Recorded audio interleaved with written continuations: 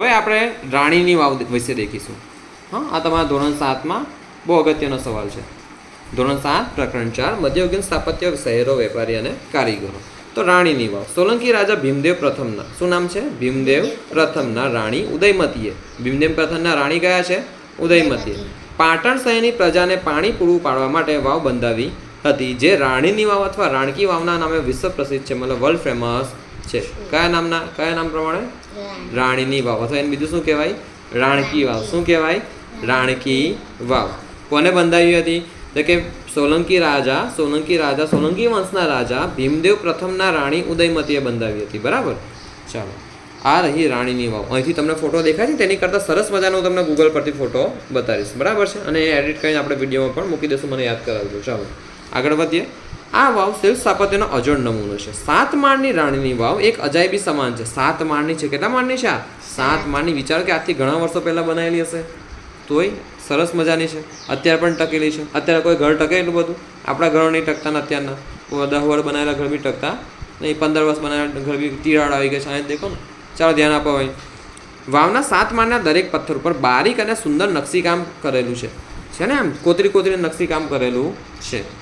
ચાલો, વાવના 7 ઝરૂખા છે. દરેક ઝરૂખામાં વિષ્ણુ ભગવાન બિરાજમાન થયેલા જોઈ શકાય છે. કેટલા ઝરૂખા છે? 7 ઝરૂખા છે. અને દરેક ઝરૂખામાં કોણ છે? વિષ્ણુ ભગવાન બિરાજમાન ત્યાં જોઈ શકાય છે. બરાબર. વાવમાં ભગવાન દશાવતારની, કેટલા અવતાર? દશાવતારની સુંદર મૂર્તિ છે. સરસ મજાનું છે. આવી જગ્યા ખરેખર કેમ પ્રવાસ જવો હોય તો આવી જગ્યાએ જ જવાય. ચાલો, આ ઉપરાંત અનેક દેવદેવીઓ, અપ્સરાઓ અને સામાજિક જીવનના દ્રશ્યોને પથ્થરો પર કંડારવામાં આવે છે. કે સામાજિક જીવનના જે પણ દ્રશ્યો હોય, તમારા મિત્રતા હોય, કોઈ પણ નાચ નૃત્ય હોય, તે દરેકને આપણે એની પર પથ્થરો પર કંડારવામાં આવેલા છે. ખરેખર રાણીની વાવ એ પથ્થરમાં કંડારેલું માનવ સૌંદર્યનું મહાકાવ્ય છે. શું છે? રાણીની વાવ પથ્થરમાં કંડારેલું માનવ સૌંદર્યનું મહાકાવ્ય. હવે દેખો, ઈસવીસન 2014માં યુનેસ્કોએ રાણીની અથવા રાણકી વાવને વર્લ્ડ હેરિટેજ સાઇટ, કઈ સાઇટ?